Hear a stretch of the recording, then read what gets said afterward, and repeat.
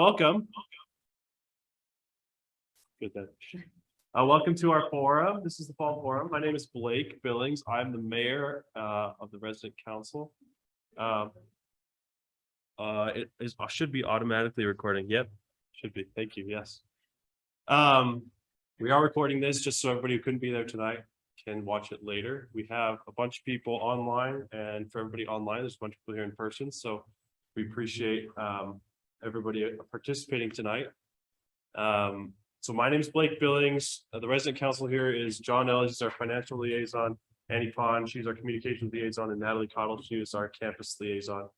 So we hold these forums twice a year, one in the fall and one in the, well, maybe fall and spring. Now it's more like winter. I don't know. Depends on how cold you define winter at in your own personal life.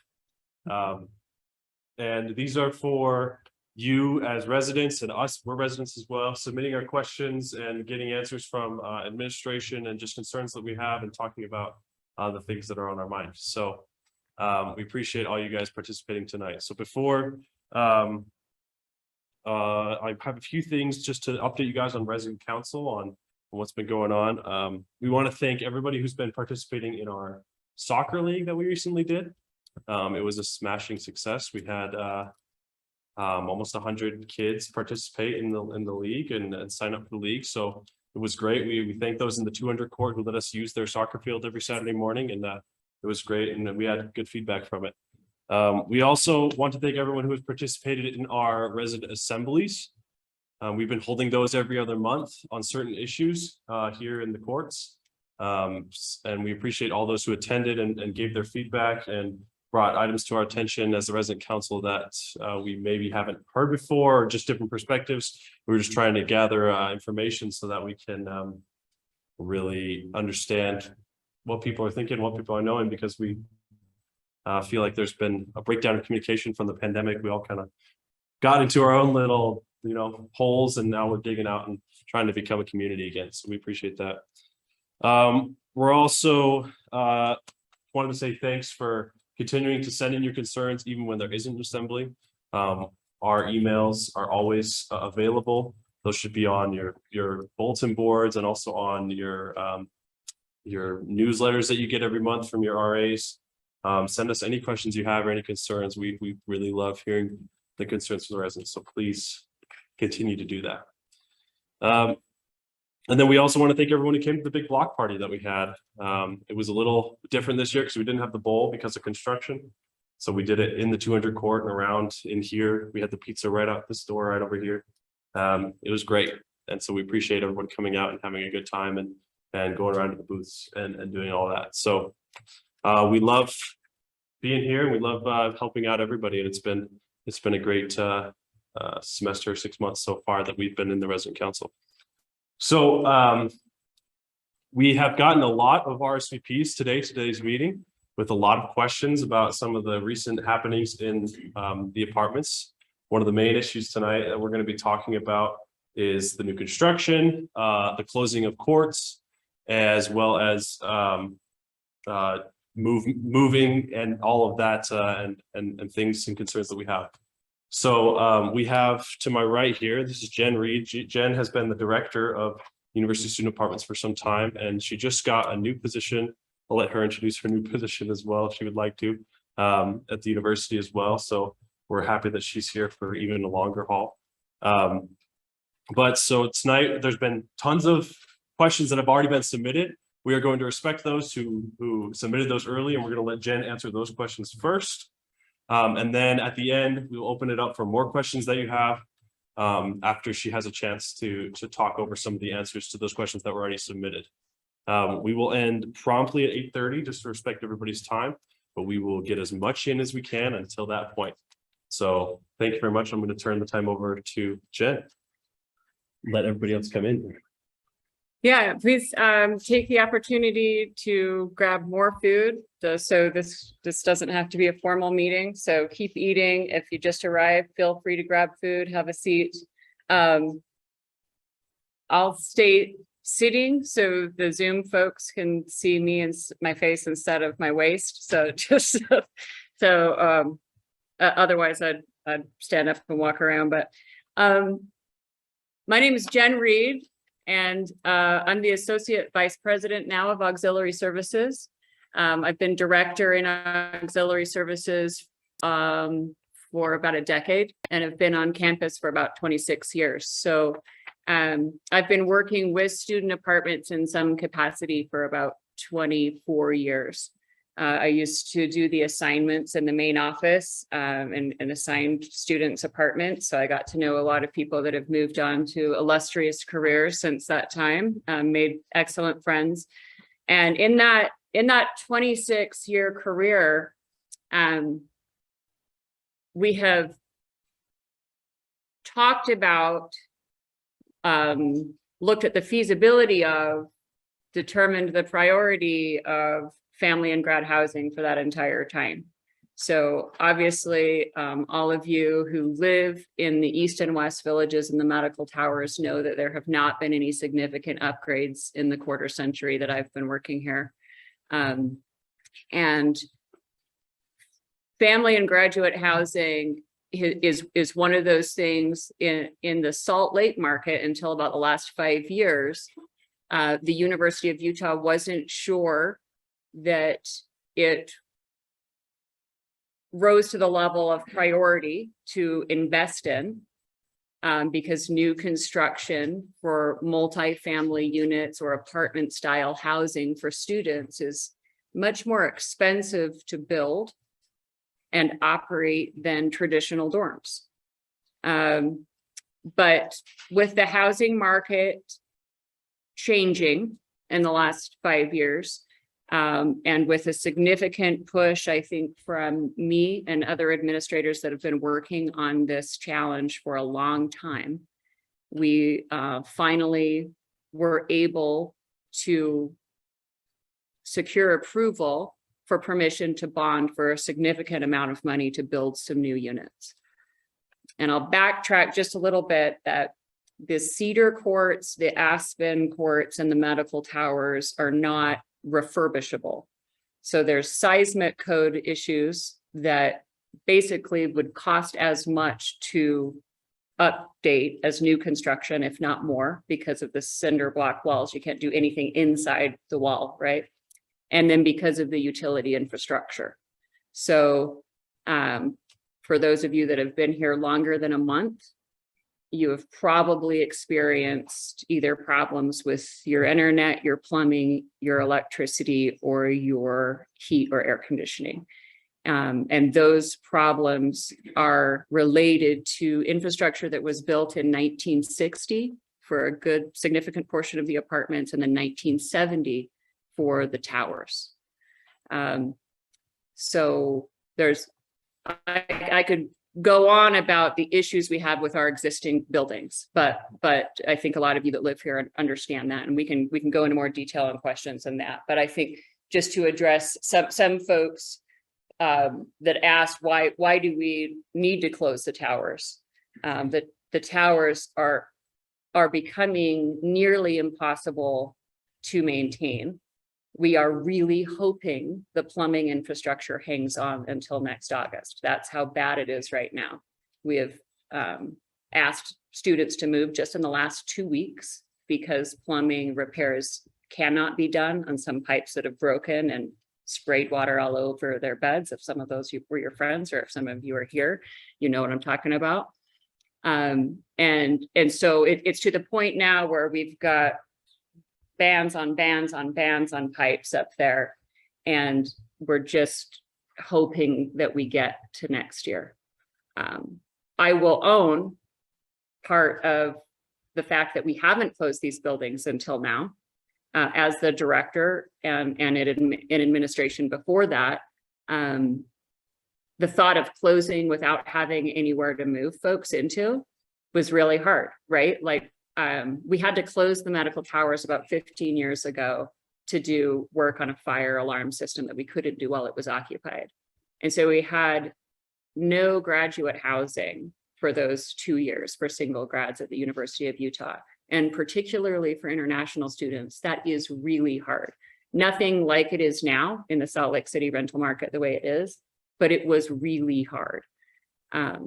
So that's kind of backstory on closure, and I'm going to get to the rental rates and a lot of the other questions. I think I want to address some of the questions that came in that have pretty quick answers before we get into more closure stuff and rental rates and things like that. So there was a question about the 1200 Court charging station for electric vehicles. Last year, well, it's actually been almost 2 years where we had a significant number of requests from students that they wanted to see more electric vehicle charging. I completely agree. The reason why we haven't upgraded any of our EV stations or added more stations is because of our electrical infrastructure. So the utility infrastructure actually doesn't have the correct voltage to allow for that. So we did secure funding to add additional chargers in the East Village, because we think East Village is going to be around longer than the rest of the older housing. So, okay, there's more electric cars. Let's invest these funds. And transformers that are required to add those stations have about an 18-month lead time right now. Looks like with COVID supply chain, they're saying maybe now it could be 13 or 14 months. So we ordered a transformer in March of 2022 to try to get that project done in the summer of 2022. And we're still waiting on a transformer. Projects that students request, and I've said this in many forums in years past for those of you that have been here, always get more attention than projects that I'm just requesting as the director. So I appreciate someone submitting that question, letting me know that that's still a priority. We can secure funds to do projects like that are going to cost $150,000. Like, this is something we can do on an annual budget cycle. And if students are requesting it, it holds much more weight than if just I think it's a good idea. So thank you to the tenants that asked that question. And I apologize for the supply chain issues, but we are planning on adding more EV stations. The new housing, the Sunnyside apartments, will have numerous electric vehicle stations in the new parking lots. Next one was related to catalytic converter thefts.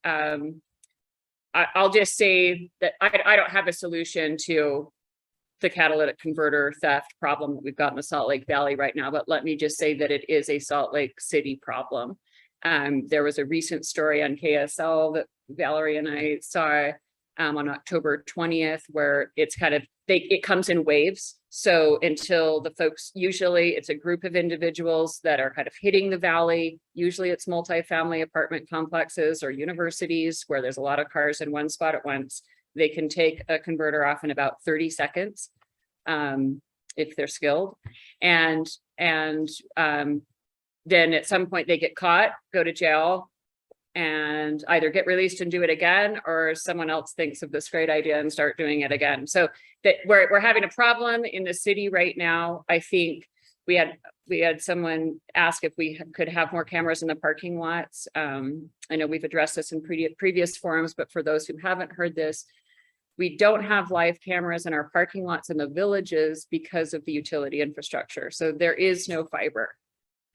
Your internet is coming through on a copper line into that strange modem that we give you. You know, it's quite old fashioned, but there's no fiber to run live cameras. The tape cameras aren't particularly useful to police. It takes a while to retrieve the tape, and the cost of installing those is better put in increasing the police force presence, I think, in the villages, which we have done.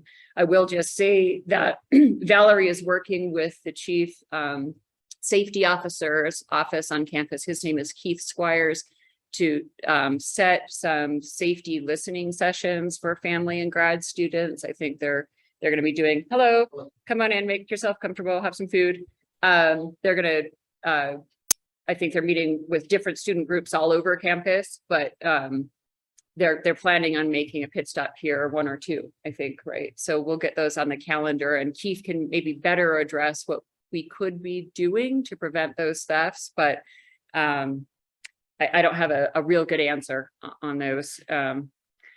200 Court hot water. So my understanding is 200C, I believe, had some major boiler issues last week. And so there was limited hot water for a few days. I apologize profusely for that.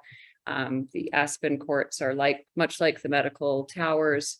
The plumbing systems are really at the end of their useful lives. We are trying to keep these things kicking through the winter.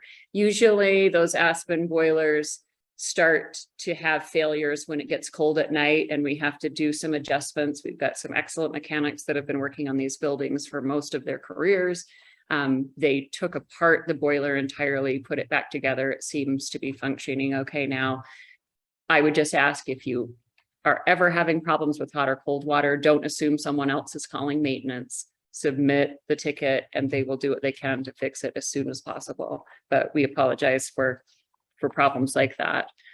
There were some questions about transportation to and from the new housing. So I'll address that before I get into rental rates. And commuter services is one of the divisions that reports into me as Associate Vice President. So there's multiple divisions.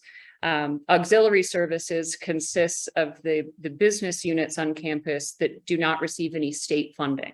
So any of the units that are reporting to me are required to generate revenue to pay their operating expenses and their debt costs. So that's commuter services, that's the bookstore, that's stadium and arena event services. So both of the public assembly buildings, trademarks and licensing. So anything with the University of Utah mark goes through my office. Family grad housing, print and mail services, U-card services, fleet services, the state fleet. Those are some managed print, like the Red Print program.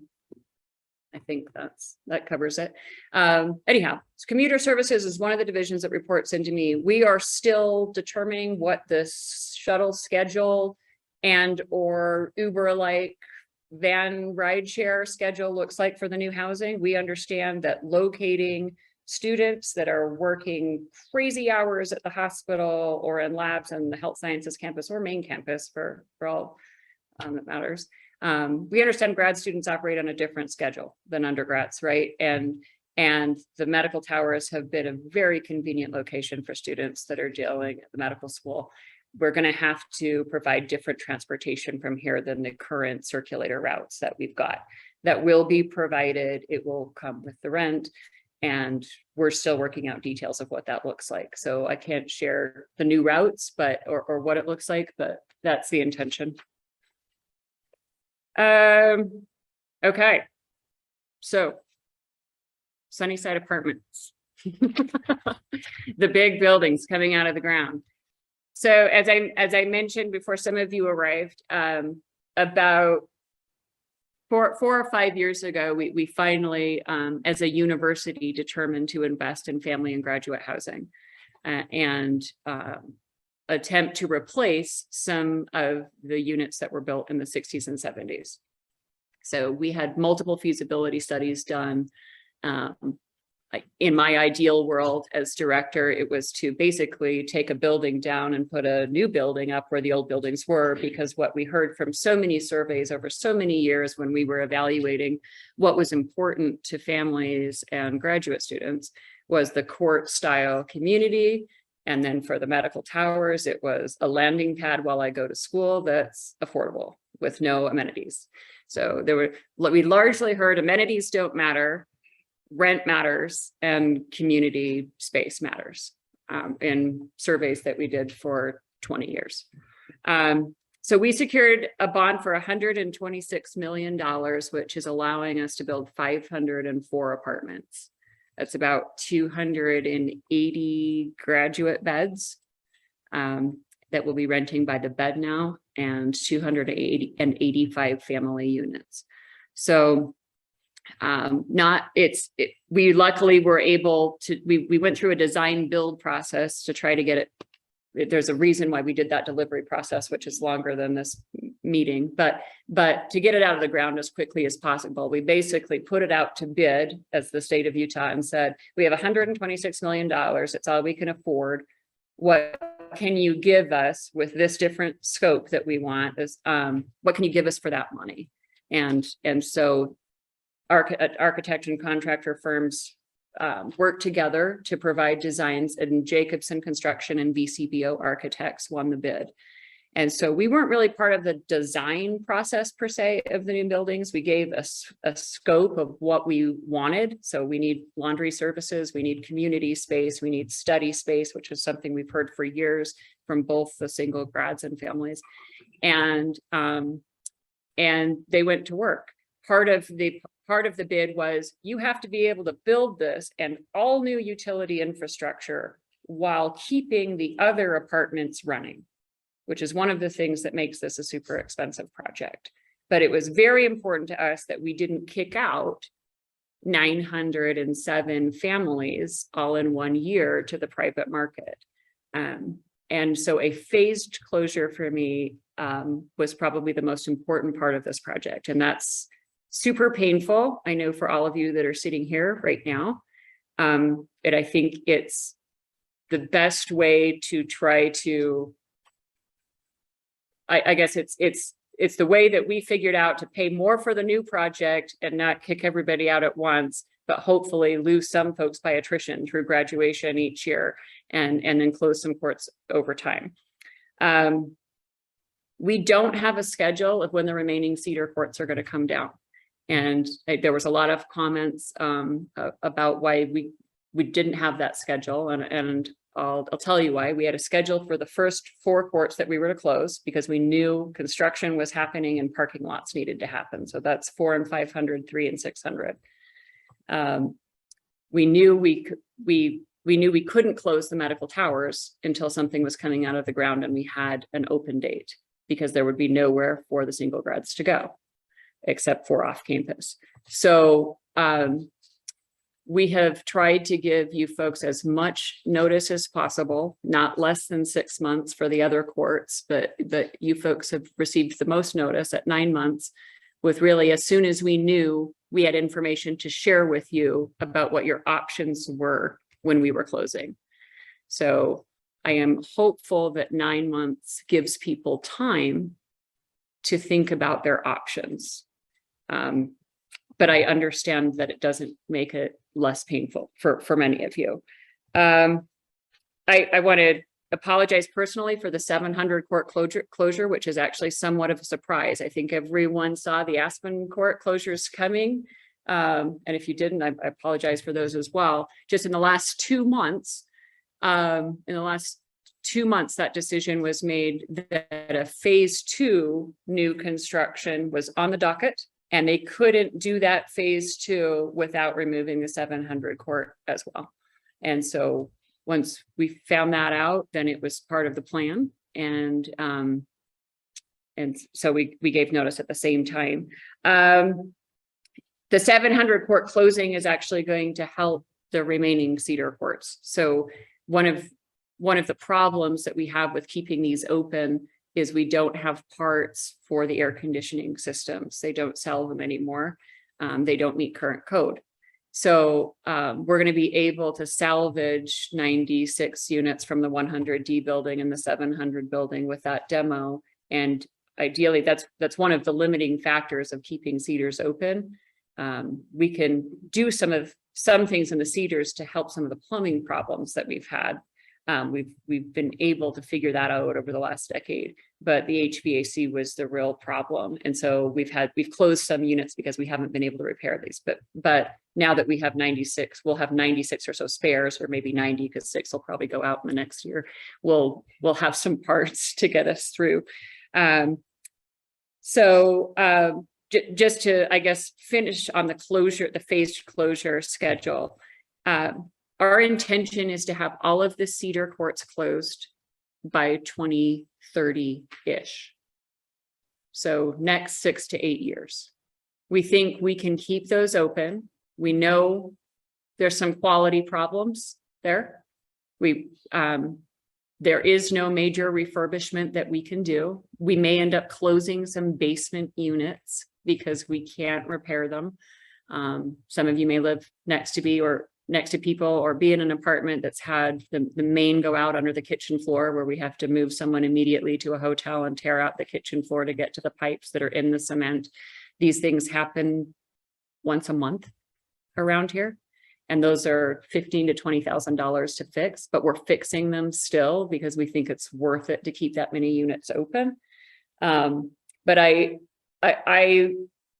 what I would hope that my plan right now, but I'm not completely in charge, but I am one of the people in charge. So I can say it with some sense of authority that I don't think we're going to have any Cedar Court closures for a couple of years. We're going to try to take a break from closures when this new building opens.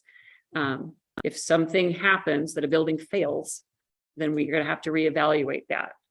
But that's my hope right now, is that we have a couple year break and then we can begin to do some phased closures again. And ideally by that time, really have a set schedule so that when people are moving in, they're being told your building is scheduled to come down in 18 months.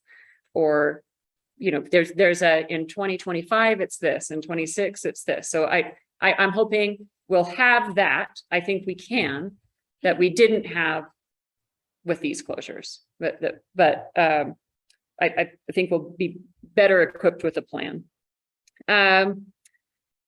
Will residents that are being displaced receive priority in the new housing? Yes, absolutely. So residents that are being displaced are going to be receiving priority. You'll get first right to apply for the new housing. Obviously, families also have the option to be on the Cedar Court transfer list because those are family housing. The grad students will receive priority in the grad building, but that is the single grad option right now. So let's talk about rental rates. So our old properties that were built in 60 and 70 haven't had any debt associated with them for 40 years, 35, 40 years. And what I mean by debt is we actually take out a loan to build things on the University of Utah campus, unless it's a state funded building. Any auxiliary building comes with a loan or a donor. We have not received any major donation for the Sunnyside apartments. And if any of you have extremely rich relatives, we welcome one. We even rethink the name if they, but we've taken out $126 million loan on these buildings, and we didn't have a loan on the previous buildings. And so that has allowed us to keep rents artificially low.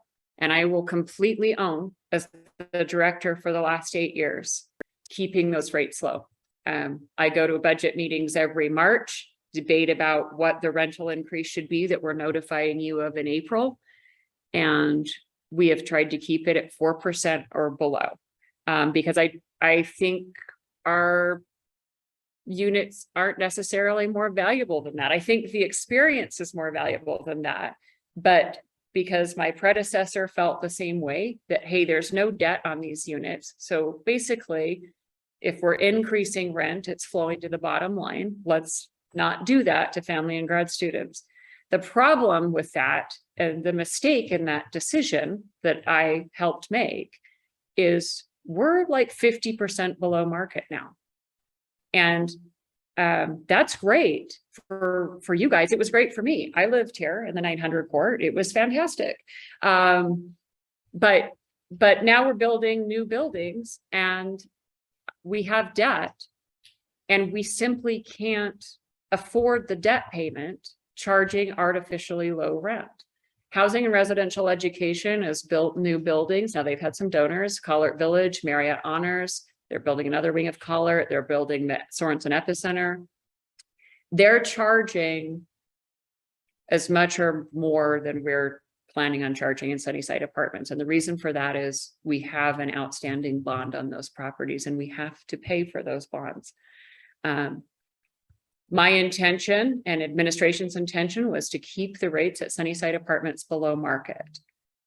But I understand that market is really high, right? And so saying they're below market, I know doesn't mean much to any of you. So I get that. But the reason it's going up so much is because of the debt associated with the buildings. And we're trying to stay in line with Housing and Residential Education as well, because we're undercutting, we're basically subsidizing the percentage of students that live in student apartments. And it's really not fair. We house about 490 graduate students at student apartments. The rest are undergrad. We have about 7,400 grad students. So there's a bunch of grad students that are paying market rate. And we're getting closer, I guess, to what the remaining grad students are paying. The Cedar Court rents will not be going up to the same rate as the Sunnyside apartments. That was one of the questions.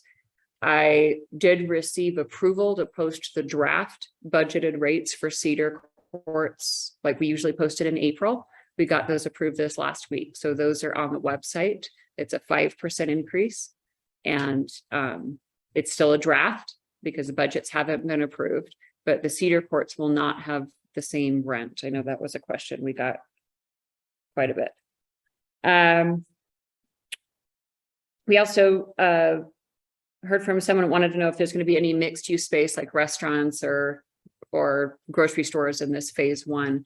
There will not be any mixed use space in this phase of Family Grad. We're hoping in the next phase of construction that is likely going to be on the 100, 200 court, 700 court. There'll be some amenities like that. So there will be services for a much more dense village.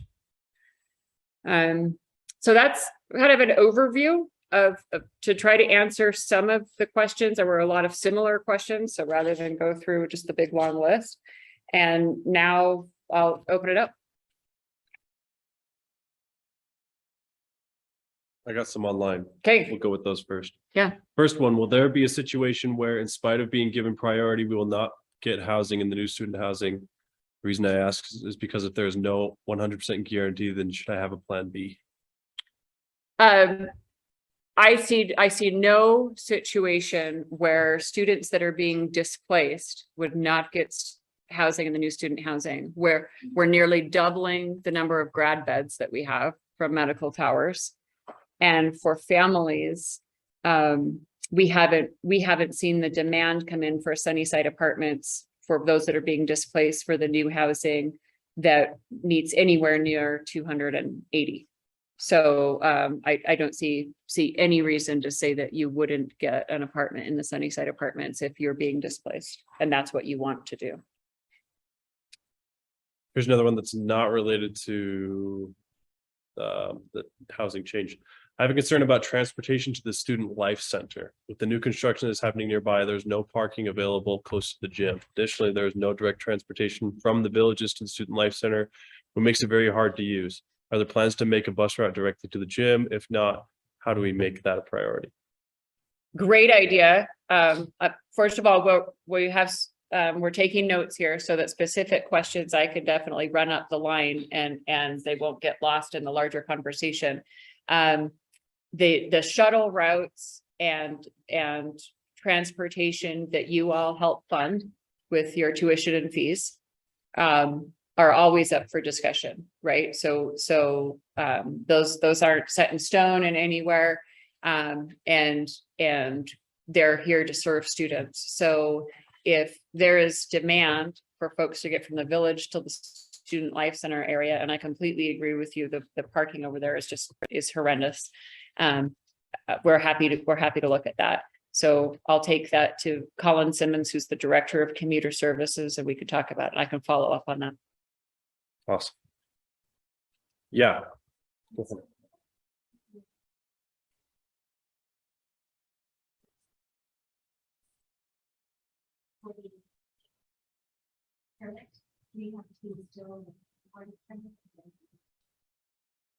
Sure.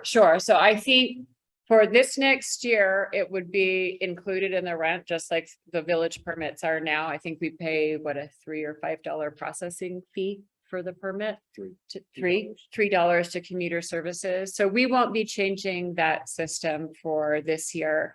I think long-term goal is that all parking lots on campus, including Research Park, are part of the commuter services system because they fund their garage debt through those parking permits. And we're going to be building underground parking likely in phase 2. At least that's where we are in feasibility right now.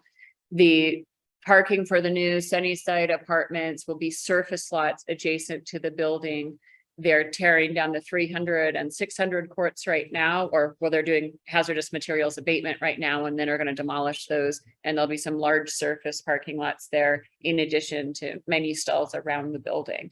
So, but it'll be a village permit next year is our plan. Yeah, go ahead. I'm going to repeat his question after for the people. Oh, sorry. Go I'm ahead. sorry. So aside from the what you see the So the question is, aside from taking out loans, what would you recommend for the phones for the people trying to get into the new apartments, the new rental rates? Sure. I think a lot of the students and families that live in the village now receive community assistance to help with their rent. And so I would encourage you to look at those options, just because it's working for some families that live here now.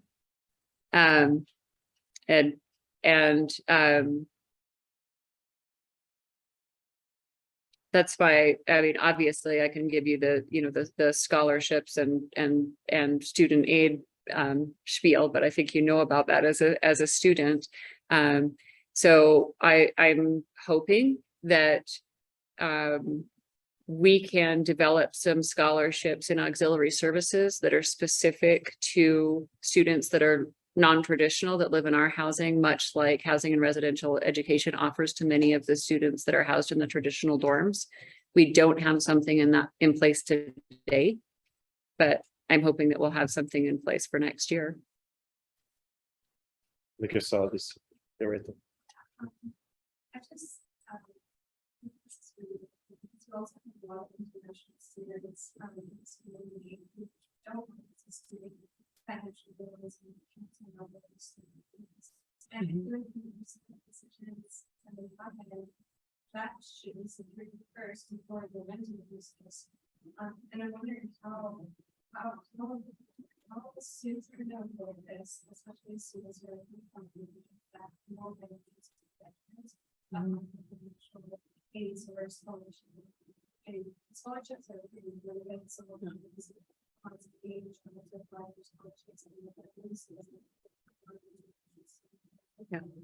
Yeah.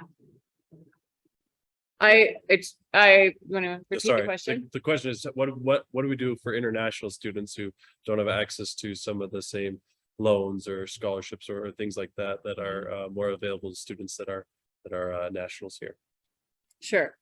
So, I guess, first of all, I just want to say that I understand that this impacts our international students the most, right? So, and I think that we're proud at Student Apartments that we have such an incredible international community.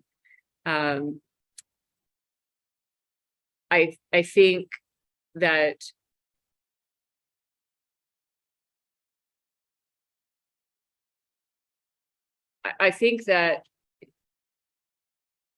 on-campus housing is not going to be able to accommodate everyone at the new rental rates. And I think that's a reality of the situation. I don't think that means we're going to eliminate all international students at Sunnyside Apartments by any stretch of the imagination.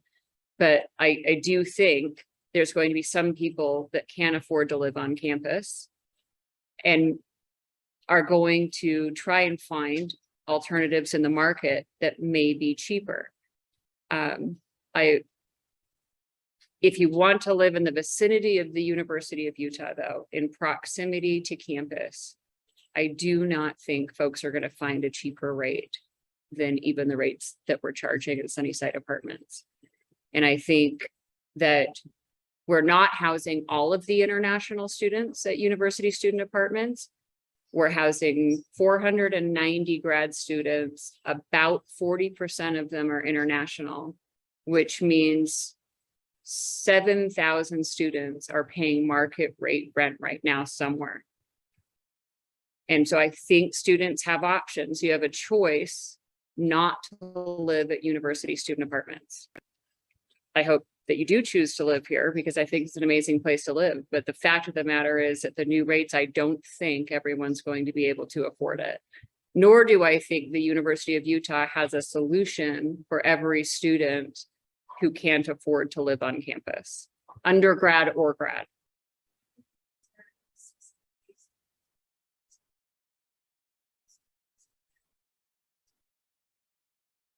I'm sorry, can you speak up? I'm the, like,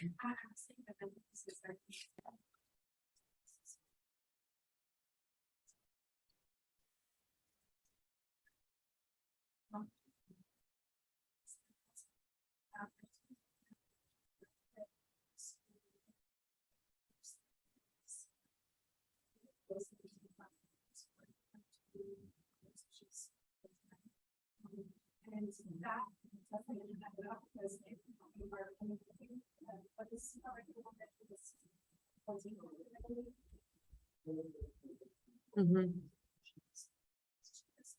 So that's the amount that students will be paying, and I don't think it's just specific that you're student is a whole lot that will be important. go ahead. I want to appreciate the school and trying to build the housing with more needs and whatnot. But I sat down with people here and we wrote a letter that I won't go through the details right now, but I'll end these out people here, so the people that are on Zoom, I'll be posting a version for them to sign this kind of petition sort of thing. But as my friend mentioned, for one example is the minimum stipend for students is about $16,000. How does that fit in with a $1,200 grant? But I don't want to focus a lot on that. I just want to focus on right now letting you know about a couple of bullet points of things that we thought might be helpful. Sure. Sure. So you mentioned that the current residents will be required has to be relocated to the new apartments. One suggestion that we had is maybe they can be grandfathered with rents closer to their current rent that they're paying to the new housing. You mentioned that the administration is hoping to lose some of these residents to attrition and graduation. So, Yeah. They will graduate. So maybe the impact isn't that much financially. Another thing is that I'm a civil engineer. I know a little bit about finances too. And I know that any civil engineering company that wants to do a project, they have a pretty clear timeline for their own purposes of it. I know that financial analysis happens with pretty accurate information about the timeline of projects. And so I hope that the same timeline that the administration is aware of is presented. I'm pretty sure that everyone here prefers a transparent timeline that's subject to updates rather than not knowing anything and then suddenly becoming aware. One more thing that I've written down here is that I think some students said that the university is providing some sort of financial assistance for the moving costs. I think those, I don't know if that's how much or if that exists, but I think that should be determined based on the what the students can afford and based on the students' incomes rather than just one random number. Yeah, there's a couple of other things, but I won't take more time. I just want to make those suggestions, and I'll be handing out these petitions as a QR code that you can go and sign these. And then we can formally present our concerns through this and some I hope effective solutions that can help the students and present that to the administration. Thank you. Thank you. I really appreciate that. You've had your hand Yeah, up. so you mentioned the rental assistance. I'm assuming you're mentioning section 8 for public housing. I have been very active with that. Section 8 has been closed for over a year. Here in Salt Lake, just the wait list alone. I was on it now in Provo and they would transfer me up here when we moved up to Salt Lake. And so there's no way for us to get that community assistance because those wait lists are closed. Not to mention that the wait lists are 8 to 24 months out from helping people. And so I don't know if you know a different process or a different. Yeah, so Service. we actually have quite a few residents that aren't using section 8. So we do have some folks on section 8 and aware of that, but is it community action? Utah Community- They're still also 8 to 12 months. So So I there, was just talking to. okay, so, but we have multiple students that receive aid from them, just so you're aware. Yeah. That's what I was referring Is to. there a process that you know that? No, we Yeah, refer, that's- no, we just refer them. Often when we have a student that's having difficulty paying rent, then we'll refer them to community resources like that. Certainly during COVID, we had a lot of students that were having difficulty paying rent and, they were getting aid much more rapidly than 8 months. So, that's all I know is they were getting their rent paid or part of their rent paid much quicker than an 8-month wait. So. In the closure email that I received about this medical plaza closure, I'm a single student, so I had two options. Either I should live off campus, which is much expensive and much more expensive than on campus. And I had another option to go to this Sunnyside place, which has a huge rental rate. So for me, it is not absolutely out of question. I cannot pay that rent. It's unaffordable for me. But it is somehow devastating for me that you don't offer us that we are already living two people in one unit in Medical Plaza building, but you don't offer us living in Cedar. So that would be much more, easier for us to just transfer to Cedar apartments and just live in with same rents that we pay right now. I mean, rather than in comparison to before. So I guess this is somehow a little bit, I don't know, it's a bit devastating for us. For example, me and my roommate, we can just move to a Cedar apartment and it's no problem. It can be like families. And also, I read in the email that those Sunnyside apartments are furnished. So you can just remove some of those furnishings from those apartments and you can lower those rents so that we can just bring our stuff in that apartment and just pay lower rent. So that will be easier for us to afford. You can just make that as an option. Yeah, I think I will say that just on the furnishings issue, which I know is new and different. One of the hardest, one of the things that we hear complaints about is that we don't have furnished units for single grads, particularly in international students. So securing furniture for a temporary period of time, and moving that furniture is expensive. And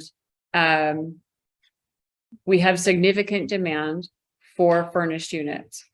I would just say it's campus standard that single graduate housing is furnished and that there's a time limit that you can stay there. So we're completely outside of the standard of unfurnished and there is no time limit at the towers. We're outside of the standard that we don't rent by the bed. And what that does is it is created, there's a few, I'll bring up some of the reasons why we made this decision. So for many of the furnishings in the medical towers, people are passing down furniture from student to student. We've got bed bug problems in the medical towers because of this. If any of you have been through the bed bug situation, you understand why this is so bad. Yes, so it prevents students from buying cheap bug infested furniture if we provide it to them, because a lot of folks are moving to Salt Lake with a backpack and a suitcase, right? Not furniture. They're having to buy it here, and what they can afford is really inexpensive and low quality. The other thing is we'll have roommates move out, but no one move in. So we're not being able to handle, I guess, the same number. By not running by the bed, we can't ensure that we're providing as many beds as we've got, right? So we did try to do a bunch of blends. We did a bunch of micro studios for people that want to live alone. But renting by the bed allows a student, as soon as a bed comes available for someone to move in, not to have to work through a network of, hey, someone's got a room available, because we don't know when you guys are selecting roommates and such. So it's better for the student on the front end. I understand that for people that have been living there for a long time, it works out really well. But for the new student on the front end that doesn't know anybody already in the towers, and we just don't have that many apartments turn over each year, it's a problem. I understand that the rent increase is massive for the towers. We do not have enough Cedar units to even accommodate the families that we're kicking out this year. So there are going to be families that don't get a Cedar unit if that's what they want. That's the reality of the situation.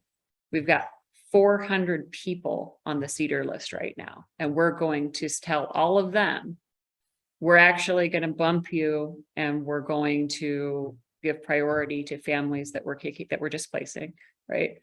And adding graduate students to that list isn't an option. So. Yeah. Wonderful way to address that. Like, can we have an opt-in system in which you want the furniture to be provided, you can opt in and pay whatever that baseline price is. Also, with like programming, there's so many family programs that us single parents are now participating in. Why should we have to, and why can't we just implement a opt-in system? Like, it just seems the prices are.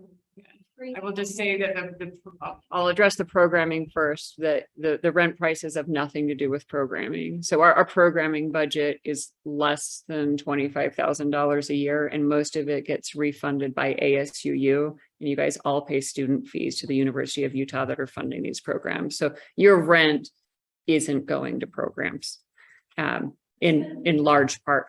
What's that? Right, it's saying I guess it includes, we were trying to list what amenities came with the unit, but. Yeah, for some, Yeah. but, and fees, but I would say some of your rent, but like $3 of your rent. So I just want to make sure that we're adequately, I guess, accounting for like how many dollars are going to programming. And an $11 million budget, programming at student apartments gets 26,000, 25. So it's a very small piece. Your rent goes to pay the utility bills largely, and plumber salaries. I mean, those are the big things that I write checks for every month, is payroll and utilities. And with the new apartments, it will be debt as well. But I don't think eliminating programming is going to change your rent. I understand that the furnishings are going to be a problem. We can, for some of you, if you have a bunch of furniture that you love, maybe Sunnyside Apartments isn't going to be the best option for you, because our grad housing is going to be furnished in this first phase. Again, that's largely because of the demand. That's what folks want. So, yeah, it's for end. It's for. Tell us, is anyone you're demanding for right now? I'm sorry, but you're just bringing up these points that are not at all. Okay. Can I say something, Jen? Yeah. Yeah, so I mean, if you look at the long scope of this project, all of us in this room are going to be here at the university for, I'm going to say 3 to 8 more years. These apartments are going to be here for, we're hoping 50 years. Like these ones that we're living in now have been here for 60 years, right? And that's where we are. That's the decisions that have been made because of surveys and lots of work that has gone over years and years and years to find out what is wanted and what is needed. So we're all of us in this room, we're thinking very short term. But the university as a whole, and Jen and all the people that work in her department have to think on a long term. And so what was that? And that's, yeah, exactly. But there are, as Jen said, there are some sacrifices that have to be made because these apartments have to come down. it's just, it's inevitable. These buildings are not gonna stay up forever. And so there are decisions that have to be made. And we are fortunate to have lived in these apartments for as long as we have, and we are experiencing fantastic rates and fantastic communities, but there is change that have to happen, no matter how painful it might be right now for all of us in this room. But we hope, and the decisions that are being made are hopefully going to be for the better. Does that like kind of help? I know that doesn't. I do address your think, concern. and again, we have someone taking notes, so I can't make a commitment to you today that I can offer student housing without furnishings. But it's worth a conversation. They're not furnished yet. Right? So, you know, it's absolutely worth a conversation, but the furniture's ordered, it's been paid for. So the furniture's coming, does it have to go in the apartment? Maybe not. Maybe that's something we can talk about as a concession for students that are already in the towers. If we can confirm that your furniture isn't infested with bugs. So that's absolutely something we could talk about. But the furniture's already been purchased and as part of the $126 million bid. I mean, so and I will just tell you that in surveys of wait lists of up to 900 people the last 15 years, most single grads prefer to have a furnished apartment. So that's what we're responding to, is the market demand of University of Utah students on the waiting list. Right here. Speak up. Yeah, I can speak up. So my name is Mo Sampon. I'm at the commission program at third year PhD. I've been living in the medical tower for 2.5 years, my entire time. And I guess I just had a couple of questions. I understand people are really passionate here about things changing, and obviously when money gets involved, people get kind of progress. And I understand people. Yeah. Right. So can I just have a couple of questions for you? I don't know, so I just want to go really quick. Do you know how much the average graduate student right now is making? Right now. Do I know what the average Well, graduate is making income wise? No, I don't. Yeah, I know the highest is 32. But I don't know if the average is between 17 and 32 or around. We'll take. Okay. The rental rate right now, 1,300, right? You know what 1,300 times 12 is? I don't think, About, right? yeah. It's damn near 1,600, right? $16,000, right? So how is the graduate student live in Salt Lake with that small budget, right? I mean, you're effectively disenfranchising so many people here, right? And I understand things. How are the other graduate students looking? Well, we're about to be paying just about how much they're paying. That's kind of what it is. And they take out loans, those people might have family nearby. I mean, we didn't have those people, right? But people that live in the medical tower, right? They're not rolling up in Rolls Royce or BMWs, right? These are people that have damn near nothing, right? And so for you to be, you say, you know, you're gonna be below market average, it's not true. For maybe on campus, sure, like off campus, that's not true. You're not above, that's a lot, right? And I don't know, true. But I feel like at the very least, you know, you can at least honor our current rental rates. You're right, many people are gonna be on it. I'm gonna be on it, right? But why do I have to go and, you know, tend to be homeless because of this project, right? Can't you at least grandfather in our current rental rate for the year or two you're gonna be there, right? It sounds like you made the sacrifice of taking a home for it, right? You haven't really thought about where we can go and how are we. I've thought a lot about where you're gonna go. So Okay, just so where to should I tell go? you that, I've thought a lot about it. The power of people living off campus. Like, I don't think that's a lot of the plots. Other people are living in that situation, so we don't necessarily. I'm saying that other people have chosen to live off campus or haven't been able to get into the towers. I don't know what you're going to do with your personal situation, but what I am telling you is I've given you 9 months to figure it out, which I think is really fair And for a landlord to do. Last year. Because I have $126 million loan. Right, you said yourself, you're not even below all the stuff, all the places just up. Why Right. can't you start charging even for community, but at least honor the people that have committed, you know, their community and life and family for their currently doing right now? Is that something you're willing to at least, you know, think about? Or is it- I've thought about it a lot over the last 3 years. There've been many discussions about whether or not there would be a differential rate for existing students, and it was The answer to decided. that is no. The answer to that today is no. I think it's an excellent bullet point to have on your summary of things that for administration to think about. We're asking you to think about it. I mean, if you I- represent. I'm telling you, These are, well, I represent the University of Utah. so then who represents us? These guys do. Are you guys vote? And you that? too. Are you guys mentioned that? Yeah. Are you guys, you rent at the new place? No. No, you guys are okay with paying new rental like prices? No, I'm concerned just the same way you are. Okay, I'm a resident. I live here. I'm a grad student in engineering, right? I have 2 kids at home. I make just probably the same amount of money as everybody else in here makes, or less, or just about the same. It's a concern we all have, but at the same time, this is the reality of how it is, and we can talk to administration about it. We are completely open to that. Conversation.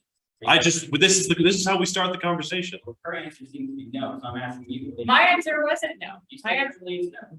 So. Well, currently, yeah, but that means it could change in the future. we made a decision to share with you what the rates are gonna be next year, right? So what has been decided.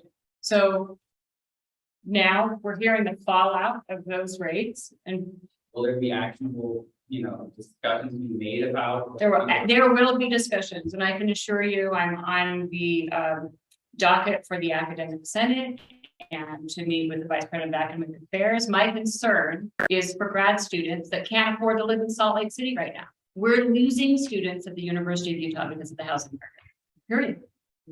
And we're gonna be part of those market rates now, just like housing and residential education is for the non-traditional students. And it's a concern for the University of Utah. It's a huge concern for me because these are the students that I've been serving my whole career. And we appreciate that, but when we're living in our homes, and suddenly the rent's doubling in next August, and our choices is, oh, you can either go off campus or essentially home, right? That's not fair, and I know I. Yeah.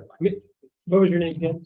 My, Mo, thank you. I appreciate that you're passionate about this. You care about this, and it sucks. Yeah. we're just getting around about. So- Yeah, and I wanted to ask the question just to see, Jim, because you know the process. What would be some actionable steps that would be effective for us, whether it be resident council or as residents to be heard on this? Sure, I like it, again, I think this is an excellent first step and taking all of the comments and questions that we've received here and sharing them off the line. So I'm an associate vice president as of 2 weeks ago. So I have one less boss between me and the president than I did a couple of weeks ago, but there's still people above me that have made these decisions, right? So I'm part of those conversations, but I think we take this information and share it with them, share the concerns and see if something comes from that. Just be clear, I have no personal connection or as any, right? I just speak for where I'm gonna have these on home, right? Right. So that's how we're acting. But when you sit there and kind of give these answers of, well, go off campus, or well, we're matching market price. That essentially is a slap in the face, and also that $150 credit is a slap in the face too for what. The $150 while doubling our rent, like, to keep it, right? To keep it, I'll live on that. And I just feel like you sitting there, you don't really see, amenable to what we're trying to tell you, which is this is not legal. People that make up this community can't live there. And your answer to that. I'm sorry. Go- I am sorry. Well, you're sorry, it's gonna be really great when we have. And I'm sorry isn't a solution, but you're right, that's my answer. This is extremely disruptive. We knew it would be. It was also, it also has to take place. The closure has to take place. I don't care where I, as long as it's on the road to live. That seems like a common answer we never hear. We don't care where we're going, as long as the rates are really the same for what it's doing, right? Yeah. I understand the buildings are old, I understand they got it down, but when, I don't think anyone's gonna tie themselves up to that building, you can flat with it, right? So Mo, yeah. What we're saying is the rental rates are just what is everyone here looks about, and Yeah. you keep dodging around it, like, why can't we at least get grandfathered in? There's not that many of us left in 2 years, most of us will be gone. And I'm telling you that I can't make that decision today. And you Those- need to have. Of course, we can have that conversation again, of course I can. That is absolutely the intent of tonight's discussion. Is that we're gonna have these conversations with administration. And I'll get back to you, that, absolutely, That may be, you come back and like you have this we conversation can have another forum. before the building comes down. Yeah, and Absolutely, what- we've got 9 months. one of the best ways to do this is, so there is an existing structure for this to exist. Yeah. Resident council is the existing structure. You guys voted us into these positions, whether you participated in the election or not. Okay, if you didn't, sorry. If you did, great. Thanks for voting us in. We ran and got these positions. Thank you. We have meetings monthly that are on the website. We post our minutes. You're welcome to come to any one of our meetings. We hold assembly meetings about this to discuss these issues. So there is actually a medium for us to discuss this. And I would encourage every single person in this room to keep talking to your neighbors about this. Keep writing down your grievances on petitions or whatever you want, and bring them to our next meeting and ask us to do another meeting. And we're the ones recognized by the university as being in charge of our group. But I will tell you, if it's coming from the students, it means more than if it's coming from me. Just like Bring Right. people that have to. We just- We're your advocates. We will advocate. We're the ones that can get a meeting with people at the university. No, because we're in the course of being kicked out. Okay, so, but you guys graduate, you guys can, what do you guys? If Well, I had eventually we'll to graduate. renew, I would probably, my husband would probably have to leave and go to business school. We would not be able to finish our program. We cannot afford it. I don't know, I don't have time, no one in medical closet is living there because they're rich. They don't have, they're living there for a reason, right? And coming back to us and saying you're renting double, here's $150 out of the base, not cutting it. That's just unacceptable for what's gonna happen. Okay, I do have a, That's all I do- Sorry. Thanks. thanks, Mom. I thank you for coming. We need this information. We need to know what the desires are. We need to know these things. Something I just, coming back to Blake's conversation or comment that medical towers, we are very below market right now. And we have been very lucky to have had that for as long as we've lived here, whether that's been a few months or a few years. And Jen has worked on that to have that possibility. Now that we've got these buildings that are coming and will be here for the next 50 years, it doesn't seem reasonable that you move from a 60-year-old building to a brand new building and have no rent increase. I do understand that double the rent increase seems crazy. And if we were to be here next year, my husband and I would not be able to be here. And my husband is in dental school. We do not receive a stipend. I cannot work. So we would be able to but I have been able to find ways to make it work. And I know that I would be able to find ways to make it work. We wouldn't be right next to campus like we are, but I know that there would be solutions within Salt Lake.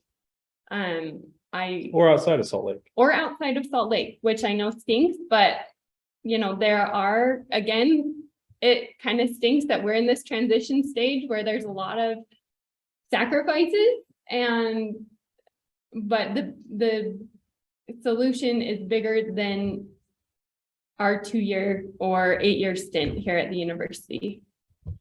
John, go ahead. You've had your hand up for a long time, and I want to just highlight, one, all of you who are sitting here today, you've taken the time. I mean, none of us are just sitting on our hands at home because we have tons of time, right? We're all passionate about this. You're doing the items and the things that we need to do to hopefully elicit a sustainable change. What was your name?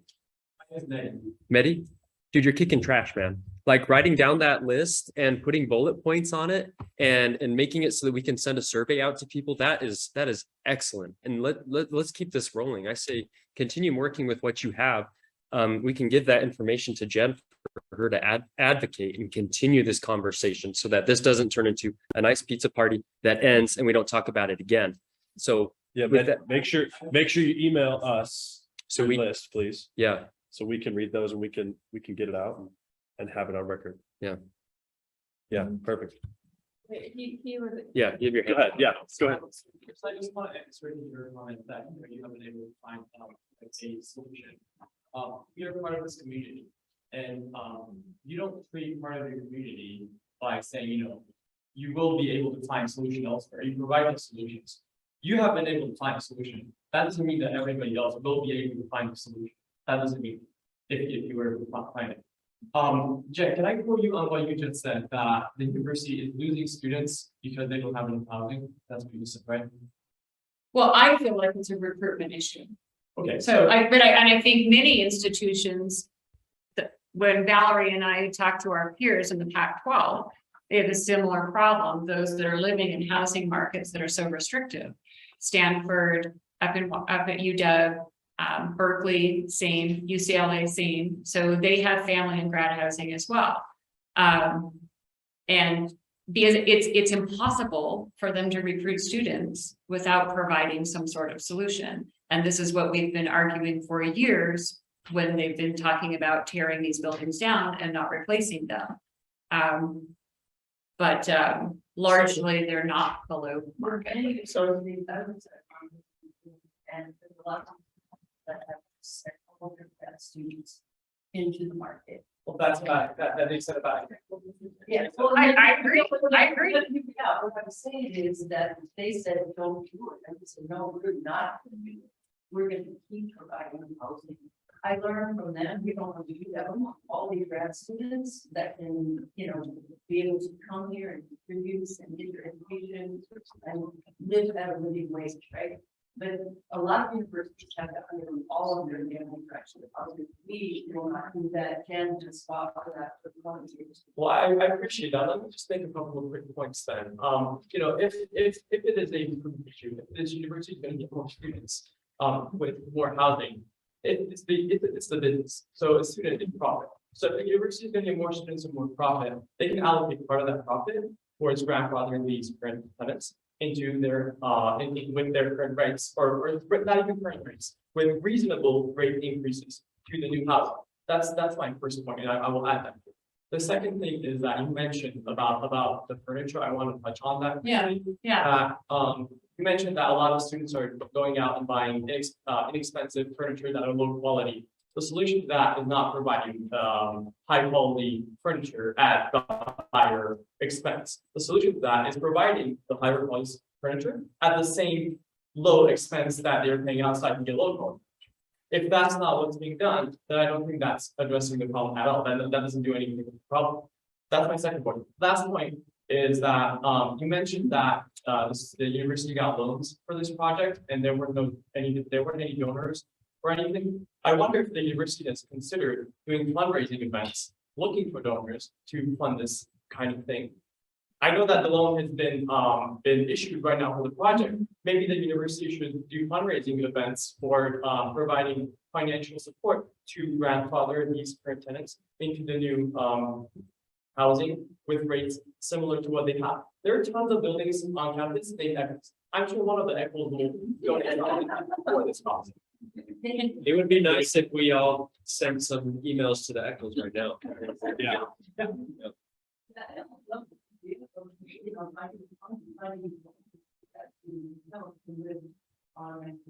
Well, we're voicing this, but that's something that a university has to do. We can't just come up with a petition and go knock on an ECHO door and leave ask that. I will say that the advancement office has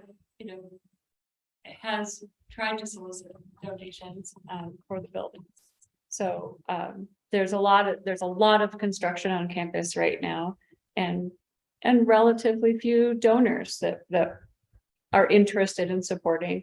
And they all have their different causes, but to date, we haven't received a large donor. That doesn't mean that we won't. I just don't want anyone to walk out of there thinking that the advancement office at the University of Utah hasn't been aware of this project and trying to pitch it to potential donors, because they have. It's just not something that's been, I guess, particularly attractive to a donor yet. I'm hoping that happens. The donation part is one plausible solution. There's also other sources of profit that can be allocated here. Maybe the university didn't realize how big of an issue this is and didn't consider this, but now through the voices of people that they're talking about this, the university should realize that this is probably a bigger issue than they thought it was, and they can probably reallocate some funds. It's not that the university going broke, they're making profit, so they can reallocate some profit towards these concerns. Yeah, one thing we've actually talked about as a resident council, just the four of us, Jen has not been a part of this conversation. Is that maybe one of these issues is that the stipend that some of these graduate students are getting is too low, right? Maybe your department should be providing some kind of housing assistance. So then we have the apartment, student apartments, and we also have a spider. Department for stipend, and we have and then the university. So then the housing department wants to go cover the stipend manager instead of And it's a battle that that's where we're getting our money. This is where we're paying our money, and it's difficult and it's hard. But maybe that's another avenue we could go down. So maybe put that on our list that we can discuss later. And I think that's also something we should talk about. Seth, you've had your hand up for a long time. You explain that. Same have to single data for a little go to school and get into the grad. Same but I do appreciate it helps me with understanding the background we get. These are not just it's not just a cash cow, right? They're funding it. There's a debt load. And there's a service expense to operate. So they're kind of in emergency mode, what I understand. So here we're in emergency mode. We are this close to having to shut down several different places, right? They're not able to keep it open. And so emergency mode, they're putting this together. What I understand, it's not like they're making it's not like a big money thing, what I'm understanding. And there's a cost to operate. You know that, when I'm in emergency mode, I look at what I have and I try to figure out my movements with what I have now. You know that how much money can be made and how much we look there and what not. I don't know the breakdown of the cost of maintaining it. I don't know the breakdown of maintaining. I don't know the exact debt service, but I'm very familiar with how rents work. I'm very familiar with servicing property, and so I don't know their answers, but I do know is what you're explaining. They're putting it to when it has to operate. And they have to get something in place before we're kicked out with nothing. And so this is not, it'd be great, this is not a perfect solution. It'd be great for the status and rates, but they also have a cost to put something new in place. And it costs more for them as well as for us. So I think everyone's looking ahead. My mind, what I haven't seen. Thanks, Seth. Yeah, so just a point of conversation. We are cutting this off at 8:30 because we could talk about this for the next 3 hours. Just to respect everybody's time. So that's 9 minutes. I'm going to call on the people who haven't spoken yet. Please keep your comments kind of brief. So I guess now you're aware that there is no way we can justify this rental rate with our stipend right now for graduate students. So my question is that personally, you think that you see any possibility, any options to reduce that rental rate? Yeah, I see an option because it's a university decision what those rates are, right? It's not just my decision. But now that we've announced them and heard from students, a decision like that can change to a point, right? I'm not saying that it will, because the decision for the rates was not arbitrary. It went back and forth over a considerable length of time after we knew what the cost of the debt was going to be and what the market analysis said market rate rents were this year. So it was based on data as to where we landed today. But is there an option that something could change with students raising complaints like this? Yeah, I believe there's an option that said that something can change. I mean, I appreciate the feedback. I think we're in a situation right now in the current housing market where we're making it really hard for graduate students, that some of which are on a very fixed income, to live. And so I think there's an option, but I don't know if it will change. So, I can't guarantee anything. I would say as the leader of the resident council, we should try. Okay, I think everybody in this room thinks that we should try. And so maybe again, we can't guarantee that it's going to change, but it's not worth not trying. Oh, so I'm an undergrad, so I'm sorry, I don't Okay. completely relate with students and the public, but one thing that the pain that I guess I have had is the difficulty of using my undergrad scholarship housing stipend on these. I'm only allowed to use it on the integrated housing. And I'm just putting this out as possible, perhaps. Love to maybe hear it. Like Love to hear it. part-way solution, at least for undergrad. I don't know what graduate scholarships look like. But if that were able to transition also to the USA apartments, I think that it wouldn't go along. I can't say it would go along, but it could help. I mean, I think I'm supposed to get 5,000 a semester, and I don't get into it because I'm not. Because you're not. Because I'm married. So, Because you're married, Yeah. yeah, and you're not the first student to lodge that complaint, but let's try to have you be the last. Let's see if we can get that change made. Yeah. And that's definitely not a decision I can make. Sure, We'd be happy to accept your scholarship or stay. Yeah. But, Yeah. Go back there. If you could clarify, that families will have priority for remaining either apartment. displaced families will have priority for cedar apartments that come available. And some Yes. center. Proposal includes the new house. And Sunnyside apartments in the family buildings. So there's separate buildings. So if you responded to your survey and said, I prefer Cedar, you would get priority in Cedar. If you responded and said, I'd like Sunnyside apartment, you'll get to apply to Sunnyside first. So, and it'll be by application date. So, With the Cedar, you can't say, I don't use it, you have to. yeah, you actually do have to fill out a transfer application. Yeah, just the application. With you, yeah, you've had your control. Yes. Yeah, I just really wait much that affects folks. Being offered, and so I don't know what my needs is, but I would be hard pressed to imagine that the break that students get in finishing up this kind of programs for grandfather into these rates of 3 minutes would be negligible unless you do the 60-year.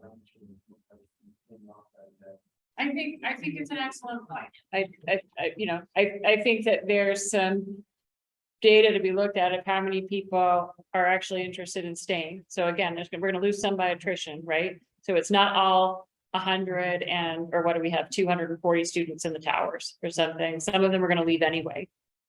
So what's the number remaining? I mean, because we can run a pro forma on that. It's not impossible to figure out what the hit's gonna be. Yeah. So I agree. it's an excellent point. My wife and I came here because of the price, we found the community, right? And it was great. We love the community and we'll pay a higher price for it, but I completely agree. So, yes. I wanna share with you an honest opinion or suggestion. I'm living in a 2-bedroom apartment in Medical Plaza, and I'm paying, and I have a roommate, and I'm paying half of the rent, so that would make it 500 something. For me, if the Sunnyside rent without furniture would be, I don't know, around 800 or even 900. It would be somehow, it will be hard, but it would be affordable for me. But more than that, that would be out of season, and I would be homeless. And that's the thing. I mean, our problem is not getting kicked out. Our problem Yeah. is we, Is we, the we're rent. not gonna be homeless, Yeah. to be honest. Yeah, it's definitely a concern. That is, yeah, that is certainly not the intent.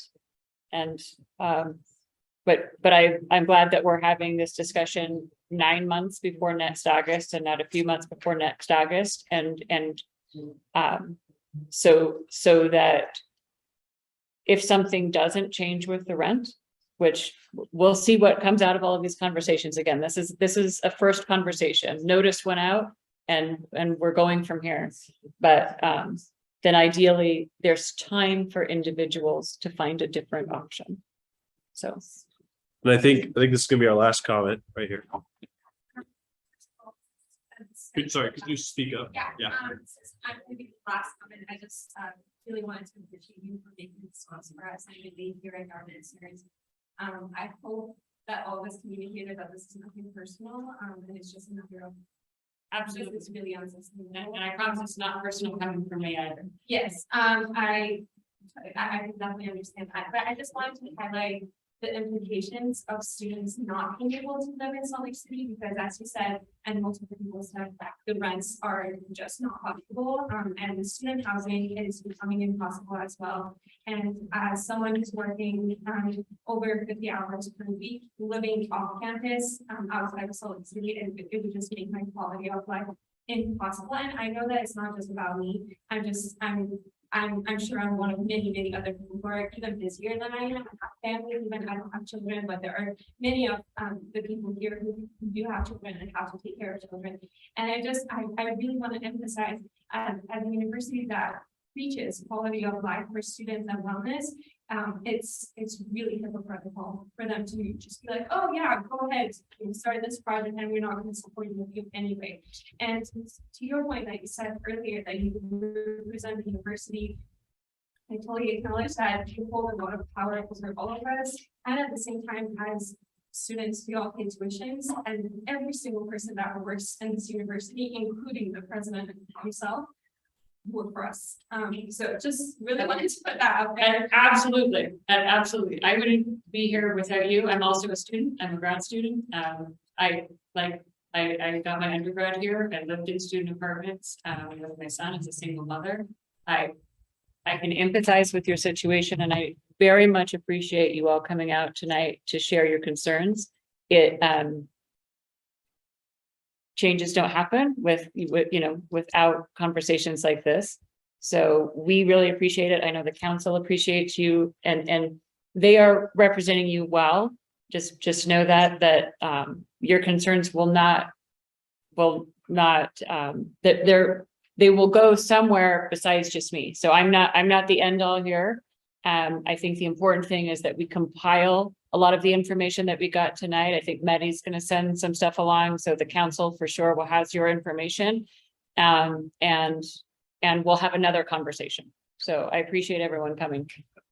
Thank you. Again, thank you all for coming tonight. For those online, I have a bunch of questions. We will take all of those down. I will send all of those to Jen so we can get written answers. We will send out the answers to everybody in the apartments as well. If you need to watch this video again, it'll be posted on the resident council website, or on the resident council section of the website, along with all the minutes to this meeting and all of our meetings. If you ever want to read anything that we do, they're on there. Please go visit that on the website.